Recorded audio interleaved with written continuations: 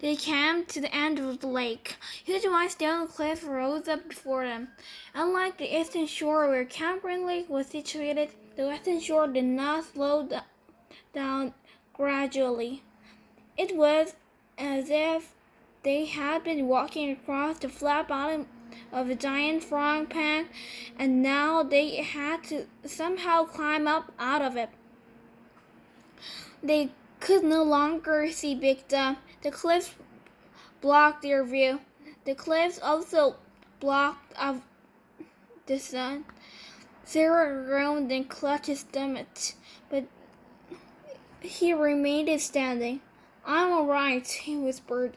Stanley saw Rut looking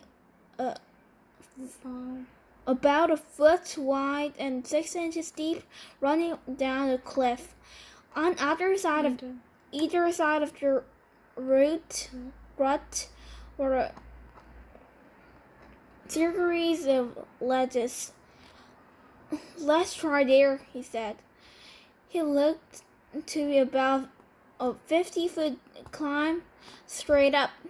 Stanley will manage to hold the sack of jars in the left hand and slowly moved up from ledge to ledge, crisscrossing the rut. At times he had to use the side of the rut for support in order to make it the next ledge.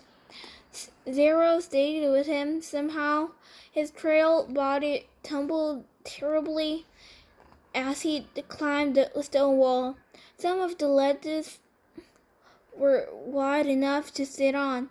Others stuck out no more than a few inches, just enough for a quick step.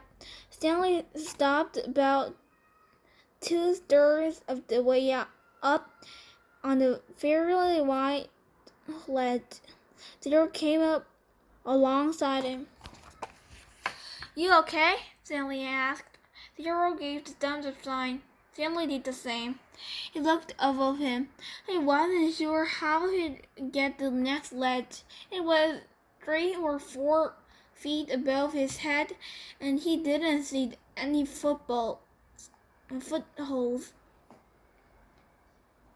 He was afraid to look down. "Give me the bow," said Zero.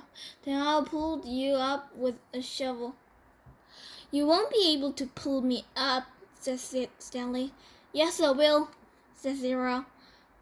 Stanley cupped his hands together, and Zero stepped on his interwoven fingers. He was able to lift Zero high enough for him to grab the protruding slab of rock. Stanley continued to help him from below as Zero pulled himself onto the ledge. While Zero was getting himself situated up there, Stanley attached the sack to the shovel by poking a hole through the burlap. He held it up to Zero. Zero first grabbed hold of the sack, then the shovel. He set the shovel so that half the blade was supported by the rock slab. The wooden shaft hung down toward Stanley. "Okay," he said. Stanley thought this would work. It wasn't one thing for him to laugh to Zero, who had held his weight. It was quite another for Zero to try to pull him up. Stanley grabbed a hold of the shovel as he climbed up the rock wall, using the sides of the rut to help support him. His hands moved one over the other up the shaft of the shovel. He felt Zero's hand his wrist. He let go to the shaft with one hand and grabbed the top of the ledge. He gathered his strength for a brief second, seemed to defy gravity as he took a quick step up the wall and, with Zero's help, pulled himself the rest of the way over the ledge. He caught his breath. There was no way he could have done that a few months ago. He noticed a large spot of blood on the wrist. It took him a moment to realize that it was Zero's blood.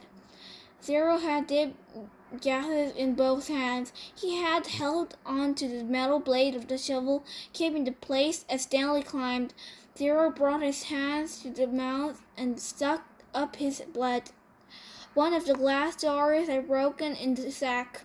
They decided to save pieces. They might need to make a knife or something. They rested briefly, then they continued on up. It was a fairly easy climb the rest of the way.